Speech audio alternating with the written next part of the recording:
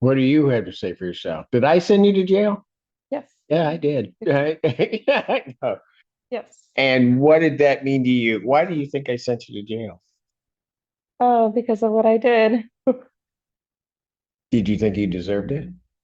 At the time, I probably did. Yeah. Yeah. Mm-hmm. Not a good experience, right? No, not at all. Court does call the cases of the people versus Ruth Fisher. All right, state you. Go ahead, Cal. Your Honor, Ashley Dolinsky on behalf of Petitioner Ruth Fisher. Your name? Ruth Fisher? All right, this is your petition, so go ahead, Counsel. Um, would you like me to start by voir diring her? Would you like me to speak on her behalf? What would you prefer? Hmm. You could speak on her behalf. Okay. Okay, Your Honor, this is Ms. Ruth Fisher. Miss Fisher, is asking you today to please set aside 4 misdemeanor convictions: retail fraud in the third degree, purchase of alcohol by a minor, operating while impaired, and operating while license was suspended. Ms. Fisher accepts full responsibility for the mistakes that brought her before the court. She does not minimize or excuse her past. Looking back, she recognizes that alcohol had a much greater hold on her life than she understood at the time. Several years after the conviction before the court, she reached a turning point after serving jail time while pregnant on a later alcohol-related offense. She realized that she was on a path that would cost her everything that mattered, and she made a decision to change her life. She followed through on that commitment. She participated in outpatient treatment services through Home of New Vision. She separated herself from the people that fueled her addiction, and she remained continuously sober since May 2017. She's also fully complying with every requirement of Michigan's driver's license restoration process, including the use of an ignition interlock device. Today, Ms. Fisher has been steadily employed by Trinity Health for the past 3 years as a medical assistant in workplace health. She and her fiance have been together for 13 years and are raising 2 children, ages 7 and 8, who attend STEAM school in Ann Arbor. They've built a stable home, strong family relationships, a supportive community in the Arrowwood neighborhood. Despite those accomplishments, this conviction continues to hold her back. She cannot attend nursing school and continue advancing her career in healthcare, and she cannot volunteer at her children's school. She's not asking the court to erase her past, and she's asking for the opportunity to have her record reflect the person that she spent the last 9 years becoming. So the purpose of expungement statute is to recognize rehabilitation when it has truly occurred. Ms. Fisher's actions demonstrate that rehabilitation. She's maintained nearly a decade of sobriety, stable employment, a loving family, and a commitment to living responsibly. For those reasons, we respectfully ask the court to grant her application today. Hmm. What do you have to say for yourself? Did I send you to jail? Yes. Yeah, I did. I know. Yes. And what did that mean to you? Why do you think I sent you to jail? Oh, because of what I did. Did you think you deserved it? At the time, I probably did. Yeah. Yeah. Mm-hmm. Not a good experience, right? No, not at all. All right. So what else are you doing with yourself? Um, just busy being a mother, working. Just being a mother. Okay. That's For all moms out there, That's a lot. okay. And you want to go to nursing school? Yes. Where? I think Washington. Over at the community college? Mm-hmm. Tell you a little secret about that program. Mm-hmm. My dad was a counselor at Washington Okay. way back a long time ago. And when the nursing program first started there, he was a counselor assigned to the nursing program. So I have a great attachment because I also teach over there. Oh, nice. And my mom's over there. And I have a great attachment for the nurses that go through that program because it's a good program. Mm-hmm. So this holds you back. You also can't volunteer at your kid's school. Mm-hmm. That's gonna hurt. Yeah. Yeah. Mm. All right. Anything else you Uh, sorry, I don't know. you're what you're nervous right now, right? Yes, I am. Every time I before haven't you done this run in it, a while. some of it didn't go real well. No, I didn't. But anything else you want to tell me? No. I've learned a lot from my mistakes, and I will not do this again. You think about it though, isn't that what life's really about? It is. Yes. Mistakes. Mm-hmm. The important thing is not to repeat them, Correct. Yeah. right? And you're a different person now. Oh, yeah. What's different? Yeah. Court having read the petition and having heard the allocution of counsel, as well as the defendant, the court, and an opportunity for the attorney general and the prosecuting attorney to contest this application. There being no contesting of this application, court does believe, based upon the allocution, that the circumstances, behavior of the applicant from the date of the conviction cases to the application do warrant setting aside the convictions and is consistent with justice and the public welfare. Therefore, the petition set aside the convictions is granted in all of the cases. Thank you. You're welcome. Good luck to you. Thank you. Thank you, Your Honor. Thank you.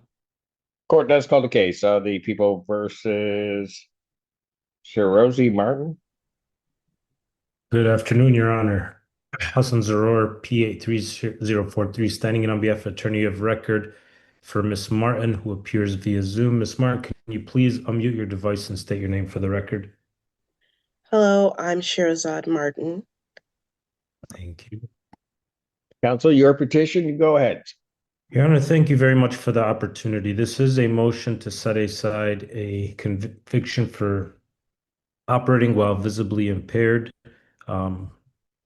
Your Honor, we have received indication from the Attorney General that Ms. Simpson is eligible to have this conviction set aside should her post-conviction circumstances and behavior warrant setting it aside, and should it be in the interest of the public welfare. We also have her Michigan State Police report, which shows that this 2013 conviction is the only conviction that she ever got on her record. Your Honor, it was some 13 years ago. She is fully statutorily eligible. She is not the same person that she was some 13 years ago, and this has impacted her ability to move on. And whenever she applies for jobs or housing or anything else, it does come up, and it is a stain on her record that she is deeply remorseful for. And Ms. Martin is here to tell us a bit about what she's been up to since, how this conviction has impacted her, and how setting it aside will be in the interest of the public welfare. All right.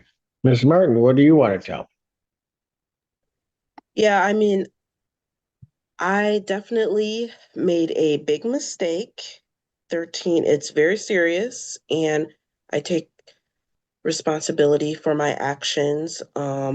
Alcohol definitely is something that was affecting my life in a very negative way. Since then, I have not gotten in trouble at all. I've turned my life around. I actually work in helping working folks get connected to media resources. And yeah, I would like the ability to be able to apply for jobs. I want to go back to school to be a dental hygienist, and I would like the ability to apply for jobs and for travel, to travel with my family, with my mother and my sister, without, and my husband, without this coming up, you know. So I would really appreciate and you considering expunging this off of my record. Okay. Couple of things there. It was really funny. You want to travel. You first of all mentioned mom and sister, and then, oh yeah, and with the husband too. So I picked that up. All right. You said you young adults connection with media. What was that you said you did? You're muted. I connect working people with media resources. So if they want to do an op-ed or an LTE, I help prep them for that. I find them we work with a communications firm that helps them with that, as well as, yeah, so all kinds of things. Interesting. I didn't realize there were people out there that did that. You live in Detroit? Yes, sir. With my husband. And I would like to say, No, I no, just, no, you don't, you can't make up for it.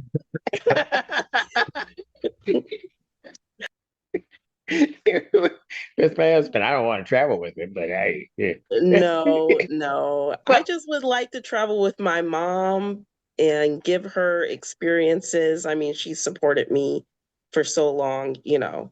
And I would like to travel with him too, but that's why I said her first. well, no, you don't understand.